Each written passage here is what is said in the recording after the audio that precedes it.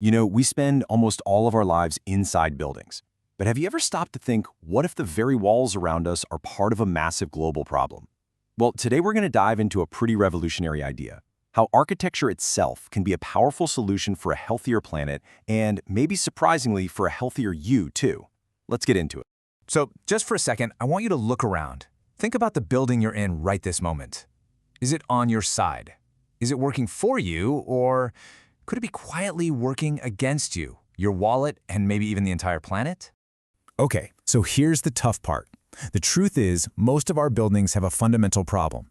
They are huge contributors to carbon emissions, they just gobble up natural resources, they make our energy bills skyrocket, and they can even trap pollutants inside, which, you guessed it, really affects our health. That's a pretty heavy list, right? But here's the good news. There is a much, much smarter way to build, a way that actually takes on all of these problems at once. It's called sustainable architecture. And the idea at its core is actually really simple, but also totally revolutionary. It's all about designing buildings that are good for people, good for the planet, and good for the generations that are going to come after us. And look, this isn't just about slapping some solar panels on a roof. It's a complete shift in how we think about design from the very first sketch. And this is why it's such a big deal. It's not just about being green. It's what you'd call a true win-win-win. For the environment, you're slashing emissions and saving precious resources. For your bank account, you're talking lower energy bills, way less maintenance. And for all of us, it means healthier, more comfortable places to live and work that actually improve our quality of life. What's not to love? So you're probably wondering, how do we actually do this? Well, the secret is kind of beautiful in its simplicity. It's all about designing with nature's help instead of constantly fighting against it. And it really comes down to 4 core ideas. First, you have to be obsessed with energy efficiency. Just reduce the demand for energy as much as possible. Second, you conserve resources like crazy. Think reduce, reuse, recycle. Third, and this one is absolutely key, you design the building to respond to the local climate it's in. And finally, number 4, you always put the comfort and health of the people inside first. Now, to get that efficiency, architects have this 2-part strategy: passive design and active systems. Okay, think of passive design as the brains of the building. It's the clever, low-tech stuff like the building's shape or where the windows go that works with nature. Active systems, on the other hand, are the muscles. That's the technology, like solar panels or efficient air conditioning, that kicks in to provide power when you need it. So let's pull back the curtain on the first secret of passive design: smart site planning. This is pure genius, and it happens before anyone even breaks ground.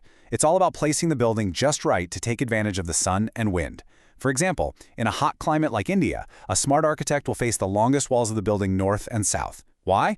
To avoid that brutal, direct sun in the morning and afternoon. It's so simple, but it makes a massive difference. Secret number 2 is to design a building that can literally breathe. This is all about creating natural airflow. You can do it with cross-ventilation.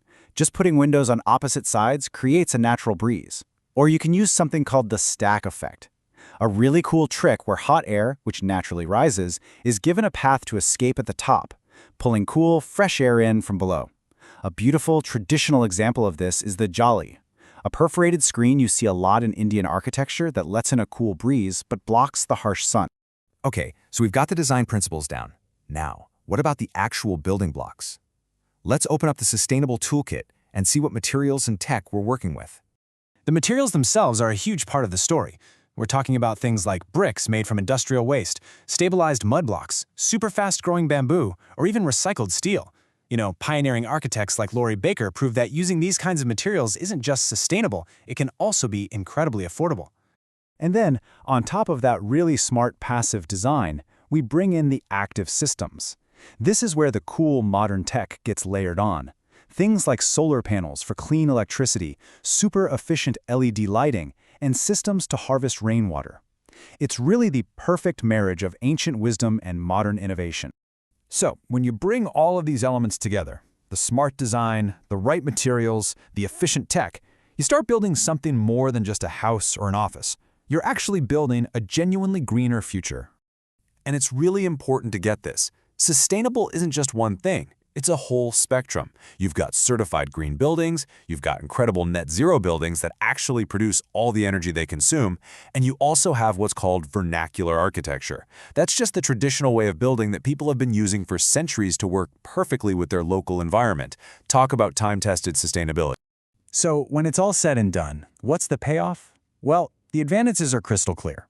You see a huge drop in energy use, which means, of course, lower bills. But maybe the most important thing is that these buildings create healthier indoor spaces that just make people feel better. And all of this really shines a light on the modern architect's role. It's not just about designing a building that looks cool anymore. Now their job is to design responsibly, to teach their clients what's possible, and to strike that perfect balance between beauty and high performance. And that brings us to the single most important thing to remember. Sustainability isn't some extra feature you can just tack on at the end. It has to be baked in from day one, from the very first doodle on a napkin.